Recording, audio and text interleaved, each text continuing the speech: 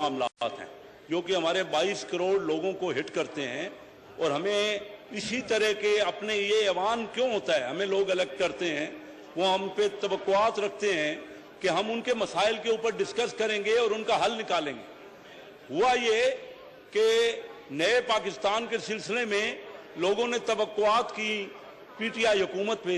Order in the house please, order in the house please. आज जनाब speaker 2.5 साल हो गए, अभी तकरीबन ये आधा अरसे से भी ज्यादा गुजर रहा है, तो लोगों की वो तवक्कुआत, क्योंकि जो कुछ हमारा अशर हुआ है महंगाई पे, जो कुछ इकानमी का सूरत हाल बनी है जनाब स्पीकर, मैं किसी को देखे मैं वो factual order in the house please, order in the house please. जनाब स्पीकर मैं फैक्चुअल पोजीशन बताऊंगा, मैं वो फिगर्स दूंगा जो स्टेट बैंक की फिगर हैं, जो हमारी अपनी इकानमी के स्टैटिस्टिक्स डिपार्टमेंट की फिगर्स हैं।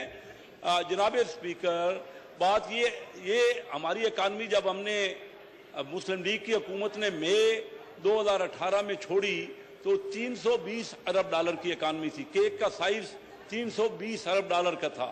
वो आज 2.5 साल बाद बजाय बढ़ने के 290 अरब डॉलर हो गया है। ये फैक्ट्स, अगर इसमें कोई फर्क हो, कोई भी बात, ये क्यों, ये स्टैटिस्टिक्स हैं, जो फिगर्स हैं हमारे स्टेट बैंक की। तो अब वो जो 320 से 290 अरब डॉलर हो गया, उसमें भी ये हुआ जनाब स्पीकर कि हमने कहा था कि डायरेक्ट टैक्स लगाएंगे, तो ये जितना भी टैक्स हमारा लग रहा है, जितने भी टैक्सेशन है, असद उमर साहब मेरे मोहतरम हैं, मेरे साथ उन्होंने बड़ा काम किया है फाइनेंस कमेटी में, और इससे पहले वो कई बार अपनी तकारीर में ये कह चुके हैं कि डायरेक्ट टैक्स क्योंकि वो अमीर आदमी पे लगता है और इनडायरेक्ट टैक्स गरीब आदमी पे लगता है, उसको डायरेक्ट यानी उसको उसकी महंगाई होती है, उसके रेट बढ़ जाते हैं। तो हमारे क्या हुआ, परसेंटेज आप निकाल लीजिए, हमने जितने भी टैक्स लगाए वो सारा टैक्स उसमें इनडायरेक्ट टैक्स लगाया। मसलन मैं आपको मिसाल दूं कि हमारी पेट्रोलियम लेवी पिछले साल के जनाब स्पीकर 6 महीने में 135 अरब थी, आज इस साल के 6 महीने में जो गुजरे हैं दिसंबर तक, हमारी पेट्रोलियम लेवी 275 अरब हो गई। अब ये पेट्रोल का जो है, ये अमीर आदमी को टैक्स नहीं लगता, किसी के पास बड़े से बड़ी गाड़ी है और कोई छोटी गाड़ी है, तो अगर पेट्रोल लगेगा तो वो उस रेशो से नहीं लगेगा, यानी अमीर को ज्यादा। तमाम इकोनॉमिक्स का या जो भी कानून है वो ये है कि अमीर आदमी ज्यादा पे करे और जो आम आदमी है वो ना पे करे। हम तो टैक्स लगा रहे हैं पेट्रोलियम लेवी पे 275 अरब रुपए सिर्फ इन 6 महीनों में टैक्स लगाए। और इनडायरेक्ट टैक्स आपके पास सारे जितनी भी हमने डिवैल्यूएशन की सर, उस वक्त कहते रहे, पहले दिन से मियां शहबाज शरीफ साहब ने और बिलावल भुट्टो साहब ने, जरदारी साहब ने, उन्होंने कहा कि चार्टर ऑफ इकानमी करें। हम सब मुल्क के लोग हैं, हम सब मुल्क की बेहतरी चाहते हैं, चाहे किसी पार्टी से भी हो। हम पार्टी का इख्तलाफ, हम कोई आपस में दुश्मनी नहीं चाहते। जनाब स्पीकर, हमने लोगों को जवाब देना है जब हमने अपने हलकों में जाना है। हम पहले दिन से ये कहते रहे कि चार्टर ऑफ इकानमी करें, लेकिन ये बात आपस में झगड़ों में लग गई। सिर्फ चोर डाकू के अलावा कोई और बात होती ही नहीं रही इस असेंबली में। तो मैं ये कहना चाह रहा हूं जनाब स्पीकर कि उस वक्त था कि हम फौरी तौर पे IMF के पास जाते, क्योंकि वो उस वक्त हमें अच्छी टर्म्स पे IMF जो है वो कर्जा देता। लेकिन हमने ये डीवैल्यू किया इतनी ह्यूज क्वांटिटी में, 115 रुपए हम छोड़ के गए थे, तो आज 159.5 है डॉलर का रेट। तकरीबन हमने 40% डीवैल्यू किया। जब डीवैल्यू करते हैं जनाब स्पीकर, तो जो चीजें बाहर से आती हैं, हमारी इंपोर्ट जो है जनाब स्पीकर 65 अरब डॉलर की है और हमारी टोटल इकानमी 290 अरब डॉलर की है। 22% हमारी टोटल हमारी इकानमी का इंपोर्ट है। तो जब आप 40% डॉलर का रेट बढ़ा देंगे, वो सारा रॉ मटेरियल, वो सारे खाने पीने की चीजें, क्योंकि हमारे पास पाम ऑयल नहीं है, हम तेल जितना भी है इंपोर्ट करते हैं, तो तेल कैसे महंगा नहीं होगा जब 40% डीवैल्यू हो जाएगा। दालें तमाम बाहर से आती हैं, तमाम बाहर से आते हैं, तो वो ऑटोमेटिकली महंगा होना था। इतनी मैसिव डिवैल्यूएशन करके और फिर इतना रेट ऑफ इंटरेस्ट शुरू में रख के 12-13% और 14%, उस पर तमाम ट्रेड खत्म हो गई। फिर जनाब स्पीकर, इन्होंने क्या किया, इनका वादा था, आप उठा के देख लीजिए, ने ये कहा था कि नहीं कहा था कि हम چھوٹے بزنس مین کو انکریج کریں گے, ایس ایم ای سائٹ کو انکریج کریں گے. میں آپ کو اسٹیٹ بینک کی فگرز دے رہا ہوں سر. جناب اسپیکر, انڈیا میں جتنا قرضہ دیا جاتا ہے اس میں سے 75% بڑے بزنس مین کو اور بڑے انڈسٹریلسٹ کو اور 25% ایس ایم ایز کو, چھوٹے اور درمیانے سائز کی کمپنیوں کو. ہمارے ہاں بنگلہ دیش میں 18% ہے چھوٹے بزنس مین کو. ہمارے ہاں اگر کل قرضے کا ہمارے بزنس مین میں 90% لوگ چھوٹے کاروباری دکاندار 90% تعداد میں لوگ ہیں, اور ہمارے چھوٹے کاشتکار بھی اس میں شامل ہیں. ان 90% لوگوں کو 7% قرضہ ہے, اور باقی 10% جو بڑے بڑے بزنس مین, میں اسی میں ان کو ریپرزینٹ کرتا ہوں. میں Karachi chamber of commerce industry کا پریزیڈنٹ رہا, میں ریپرزینٹ کرتا ہوں. لیکن یہاں یہ بات نہیں ہے. ہماری عوام اس وقت پس رہی ہے.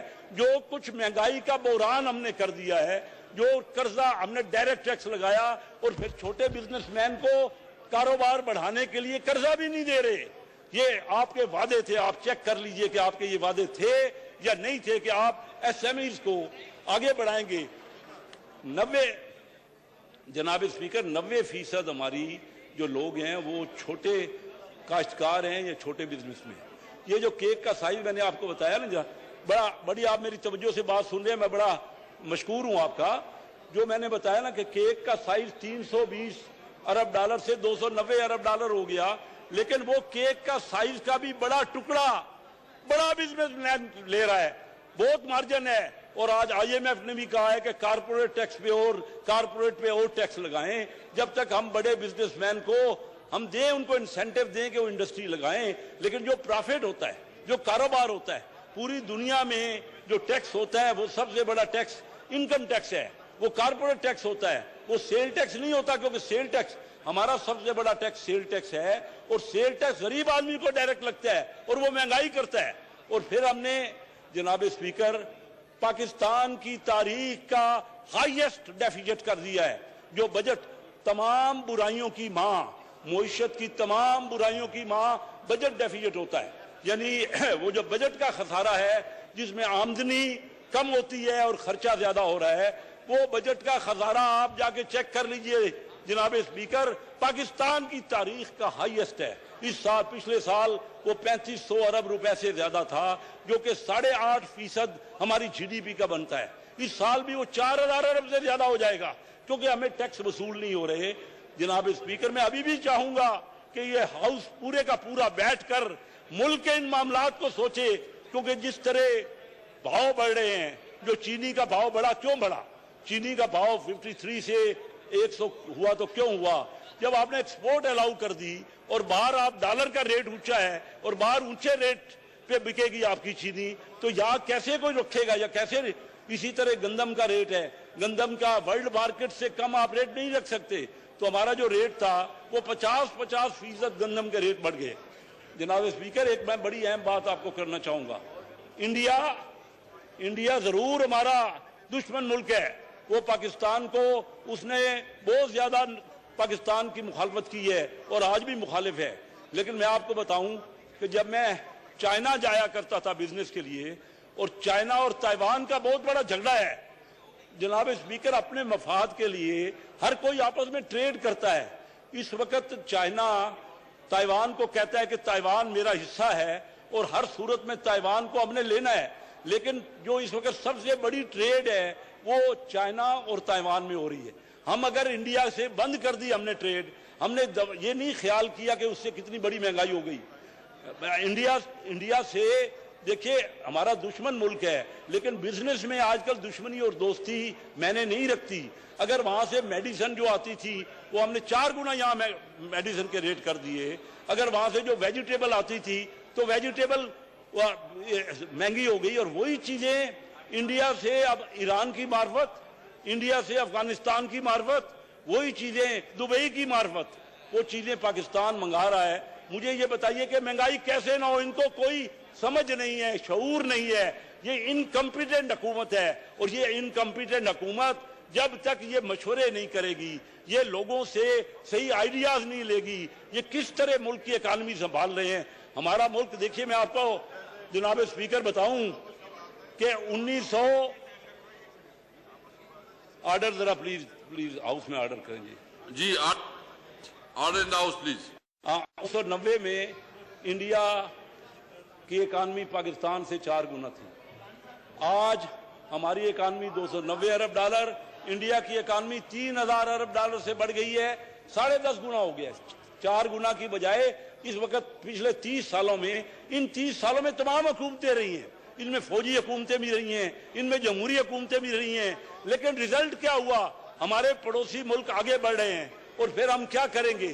ہم تو اپنے ان کے ساتھ جو مقابلہ ہے، ہمارا ڈیفنس جو بجٹ تھا نا جناب اسپیکر، ہمارا ڈیفنس بجٹ جب ہم نے چھوڑا تو انڈیا کا ہم سے 6 گنا تھا، آج وہ 6.25 گنا ہو گیا انڈیا کا.